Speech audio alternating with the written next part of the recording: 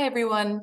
Welcome to the next SAT prep group. I'm going to answer just a few quick questions that come up a lot so that you feel more comfortable and you don't have to ask them yourself. So first one, a lot of people want to know, what if I'm taking this prep class before a particular exam, for instance, the March 9th exam, but I'm not totally certain I'm taking the test on March 9th. It's okay. We really create this class so that is a system of studying. And that system hopefully will translate to studying you might do for standardized tests later in your life, in college and graduate school, to go on to become a lawyer, a doctor, a nurse practitioner, any of those great things that you might go on to do. So that the techniques are really something that, yes, will obviously apply to the SAT, but don't need to be put into place immediately after the class ends. It's not like we're cramming for things and that, you're going to be really rusty if you end up taking this course now, but then taking the SAT, let's say in May, even though our course ends in March. At the same time, you might feel lost, and that's normal, right? To want to take a prep class and then take the test right away. So let's say you do take it in March, and that's great. And then you want to take it again. Our doors open. You are welcome to come back, study more. But really at that point, it's going to be a matter of honing the skills that we've already taught you and using the practice of studying that we've already taught you. But you are always welcome to come back here and do that. We kind of call that like a stay fresh program, where our doors open after the class. You can come in, study, for no additional cost, and that will kind of keep you fresh before you take the exam again. Another question we get a lot is just about registering for the SAT and when and how to do that. Everything is on the College Board website. Write your password down. It's probably the most password reset site in the world, but you can go on there and see the test dates.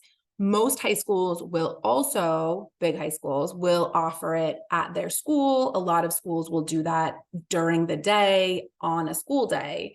That's usually in April. So again, what I just said applies where you might get done with the course in March and then not take it until April. Totally fine. You're welcome to come back here, keep practicing on your own, and you won't be kind of out of touch with the material if you do that. Definitely recommend taking it at school if that's a place you're comfortable. I would absolutely, if you need any accommodations, get on that ASAP with the College Board. Do not assume that your guidance department is doing that for you. Some are great, some are not. You need to be the advocate for any accommodations or modifications to that that you need. And definitely make sure the paperwork is in long ahead of time if that is the situation for you, if you need accommodations. Finally, the last question is about how many times to take the SAT. I'll give you what I think is the ideal situation. Take it either March or May of your junior year, and then take it one more time, whether that's June of your junior year or maybe in the fall of your senior year. I wouldn't take the test just to take it again, unless you're dealing with some sort of test anxiety or some extenuating circumstance. I would take the test again because you've practiced more, because the strategies and the content have become more instinctual, and you can see an increase.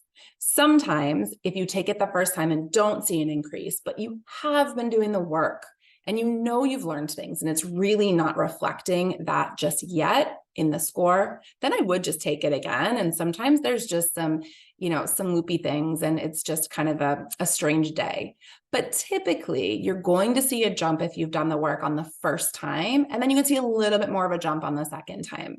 So I wouldn't go overboard on more than that. I have a lot of reasons for that. I'll give you the quick summary of just my biggest reason. If you dilute that study time, so if you take the test and just say, I didn't get to study, I'll study again, I'll take it again, just tends not to happen. It's really better to make a real commitment to studying for a particular exam, to really build that into your habit and into your schedule, to really commit and get the work done, and then do it one more time to say, this is kind of my bonus. But if you just do it too many times, it's a huge cost, time waste, And you're probably not going to see that much of a jump just because you keep taking it. It's really a matter of, are you practicing and practicing well? And that is exactly what our course is for. So we can't wait to see you. Thank you so much for choosing to do your preparation with us.